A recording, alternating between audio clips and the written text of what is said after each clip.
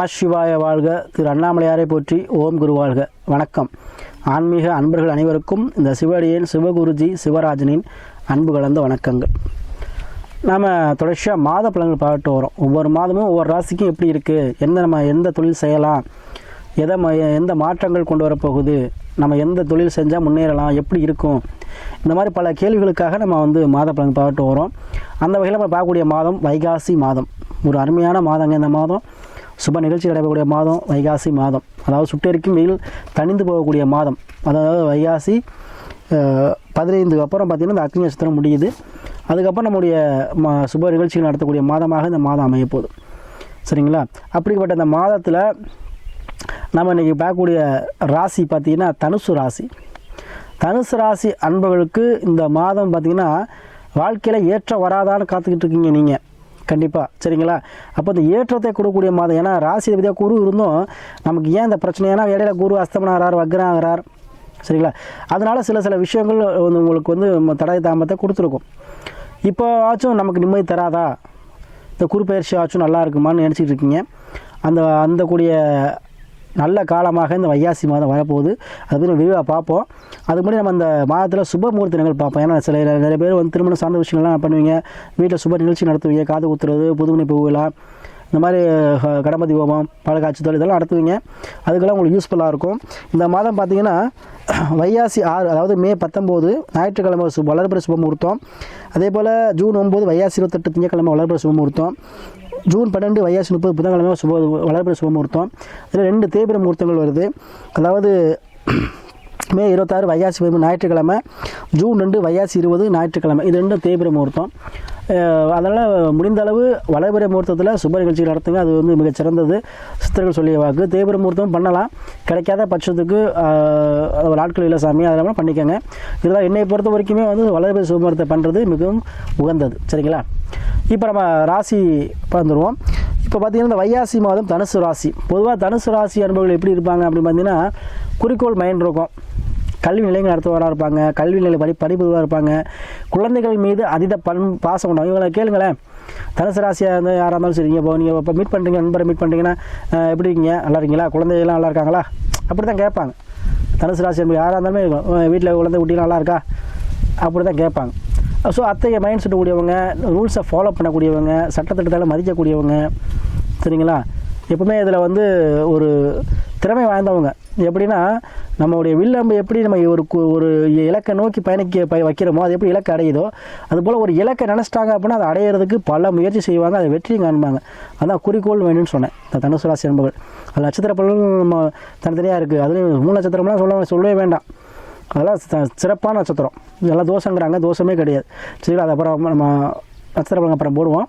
இந்த தனுசு ராசி அன்பர்களுக்கு இந்த மாதம் பார்த்திங்கன்னா ராசினுடைய குரு பகவான் 6ஆம் பாவம் சொல்லக்கூடிய சுக்கிரன் வீட்டில் இருந்து சூரியனோடு அமர்ந்திருக்கார். அப்போ இந்த மாத பலன்கள் எப்படி இருக்கும் அப்படின்னு பார்த்தீங்கன்னா 6ஆம் அதிபதியான ராசி அதிபதியான குரு 6ஆம் வீட்டில் உட்காந்துருக்கார். அப்போது எதிரியை வெல்லக்கூடிய தன்மையை கொடுப்பார். சூரியன் வந்திருக்கார். அப்போது எதிரியை வெல்லக்கூடிய தன்மை. சரிங்களா? உங்களுக்கு யார் யாரெல்லாம் போட்டியாக இருந்தாங்களோ, யார் யாரெல்லாம் உங்கள் வளர்ச்சியை தடை பண்ண நினச்சாங்களோ, யார் யாரெல்லாம் உங்கள் மேலே புறாமையாக நினச்சி இருக்காங்களோ, யார் யாரெல்லாம் உங்கள் வளர்ச்சியை தடுக்கிறாங்களோ, யாரெல்லாம் உங்களுக்கு கெடுதல் செய்கிறாங்களோ, அது எந்த வகையிலையும் இருக்கலாம். சரிங்களா? உடல்நிலை சார்ந்த விஷயமா இருக்கலாம், பொருளாதாரமாக சார்ந்த விஷயமா இருக்கலாம், இல்லை உத்தியோக சார்ந்த எந்த விஷயத்தில் உங்களுக்கு முட்டுக்கொட்டியாக யாராக இருக்காங்களோ, அது ஒரு மேலதிகாரி கூட இருக்கலாம். அவங்கெல்லாம் உங்களுக்கு வழிவிடக்கூடிய மாதமாக இந்த மாதம் இருக்கும்.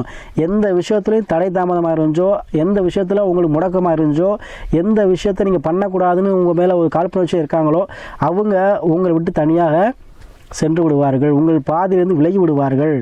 அதே போல் கோர்ட்டு கேஸ் பிரச்சனை, யாருக்கெல்லாம் கோர்ட்டு கேஸ் பிரச்சனை, வீண் வம்பு பிரச்சனை, டைவர்ஸ் பிரச்சனை, இந்த மாதிரி கோர்ட்டு சம்மந்தப்பட்ட தேவையில்லாத பிரச்சனைகள், இது மாதிரி உள்ளவங்களுக்கு கண்டிப்பாக உங்களுக்கு சாதகமாக அமையக்கூடிய மாதமாக இருக்கும்.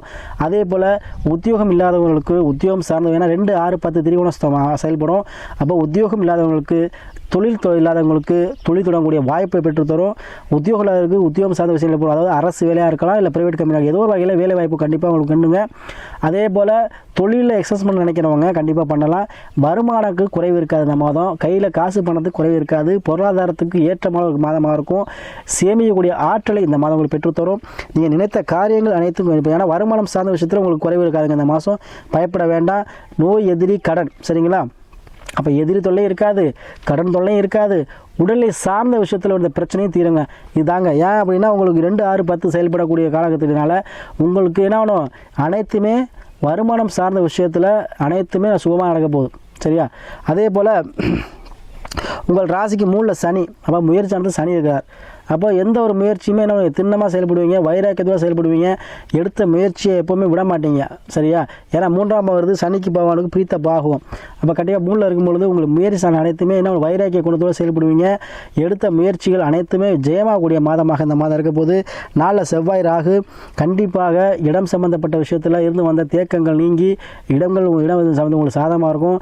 வாடகைக்கு கூடிய அமைப்பு உண்டுங்க. இடம் கட்டி நீங்கள் வாடகை ஃப்ளாட் கட்டி வாடகை கொடுவீங்க. ரியல் எஸ்டேட் பண்ணவங்களுக்கு அருமையான மாதம் அந்த மாதம். 5ல் சுக்கிரன் புதன். காதல் விருப்ப திருமணங்கள் அதிகம் நடைபெறும். அரேஞ்ச் மேரேஜ் நிறையா இருக்கும். காதல் திருமணம் அதிகமாக நடைபெறும். காதல் சக்ஸஸ் ஆகும். அதே போல் திருமணம் சார்ந்த விஷயம் அதிகமாக எந்த தோஷமாக இருந்தாலும் நீங்கள் நடைபெறுங்க. குழந்தை பாக்கியம் கண்டிப்பாக உண்டு. அதாவது ஏன்னா 5ல் சுக்கிரன் புதன். அப்போ வண்டி வான சேர்க்க பூர்வீகத்தில் வாங்கக்கூடிய சூழ்நிலை இருக்கும். பூர்வீகத்தில் ஒரு பிஸ்னஸ் பண்ணுவீங்க, பூர்வீகத்தில் கடை கட்டி ஆரம்பிக்கிறதோ, பூர்வீகத்தில் ஒரு டிராவல் ஏஜென்சி வைக்கிறதோ, பூர்வீகத்தில் வண்டி வானம் இயக்கிறதோ, ஏதோ ஒரு விஷயத்தில் உங்களுக்கு பூர்வீகம் சார்ந்த விஷயத்தில் உங்களுக்கு அனுகூலம் உண்டு. அதே போல் பத்திர பதிவு உண்டு. அதுபோல் பத்திரிக்கை அடிக்கக்கூடிய சூழ்நிலை உண்டு. சரியா? ஏன்னா புதன் பகவான் புத்திக்காரன்னு சொல்லுவோம். அதே போல் படிப்பு சொந்தக்காரன்னு சொல்லுவோம். அப்போ குழந்தைகள் நல்லா படிப்பாங்க, குழந்தைகள் தேர்ச்சி அடைவாங்க. அதே போல் யாரோ தனுசு ராசி உடைய பிள்ளைகளை படித்து பாஸ் பண்ணிடுவீங்க. பயப்பட வேண்டாம். அதே போல் தனுசு ராசி அன்பர்களும் சரிங்களா? அதே போல் எதிர்பார்த்த தனவரவு, எதிர்பார்க்காத ஒரு பணவரவு எல்லாமே இந்த மாதம் உங்களுக்கு கண்டிப்பாக இருக்குங்க. தனுசு ராசி அன்புகளுக்கு உங்கள் எண்ணத்துக்கு போல குறிக்கோள் எப்படி எய்ம் பண்ணியிருக்கீங்களோ அந்த எய்மை அடைய போகிறீங்க இந்த மாதம். அதே போல் இந்த மாதத்தில் நீங்கள் வெளியூர், வெளிநாடு, வெளிமாநிலம் செல்லக்கூடிய அமைப்பு இந்த மாதம் உண்டுங்க. யாரெல்லாம் போனீங்களோ கண்டிப்பாக போகலாம். அதே போல் தொடர்ச்சியாக நிறைய தனுராசி அன்பர்கள் நமக்கு ஜாதகம் அனுப்பி உங்களுடைய ஆதரவு கொடுத்துட்டு வரீங்க. தொடர்ந்து ஆதரவு கொடுத்துட்டு வரக்கூடிய அனைத்து தனுராசி அன்பர்களுக்கும் நன்றியை சொல்லி, அதே போல் உங்களுடைய ஜாதகத்தில் லக்கணங்கிறது உயிர், ராசிங்கிறது உடல், தசா புத்திக்கு நல்லதே வரும். அப்போ தசா நடத்தக்கூடிய கிரகம் என்ன, புத்தி நடத்தக்கூடிய கிரகம் என்ன, அதற்கு கேட்டார் போல் அந்த கிரகங்கள் கேட்டார் போல் நீங்கள் செயல்பட்டீங்கன்னா வாழ்க்கையில் எல்லா வளமும் பெற்று நலமோடு வாழ்வீங்க. அதனால் இந்த தனுசு ராசி அன்பர்கள் வளமும் நலமும் சேர்ந்து இந்த வைகாசி மாதங்கிறது உங்களுக்கு தொழில் துறையில் ஒரு மாற்றத்தை கொடுக்கும்.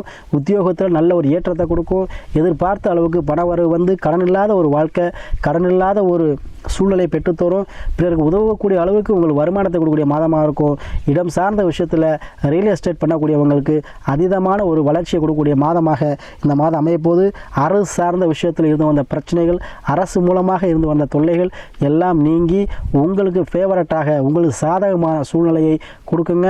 எப்பேற்பட்ட கேஸாக இருந்தாலும், எந்த வகையான கேஸாக இருந்தாலும், அது சொத்து கேஸாக இருக்கலாம், இல்லை மனைவியோட டைவர்ஸ் கேஸாக இருக்கலாம், இல்லை தேவையில்லாத வம்பு வழக்கு கேஸாக இருக்கலாம், எதுவாக இருந்தாலும் தீரக்கூடிய மாதமாக இருக்கும். அதே போல் மறுமணங்கள் சார்ந்த விஷயங்கள், யாரெல்லாம் டைவர்ஸ் வாங்கிட்டு மறுமணத்துக்காக இருக்கீங்களோ அவங்களுக்கு மறுமணம் சார்ந்த விஷயங்கள் நடைபெறுவதற்கு அதீதமான வாய்ப்புகள் இந்த வைகாசி மாதம் உண்டு.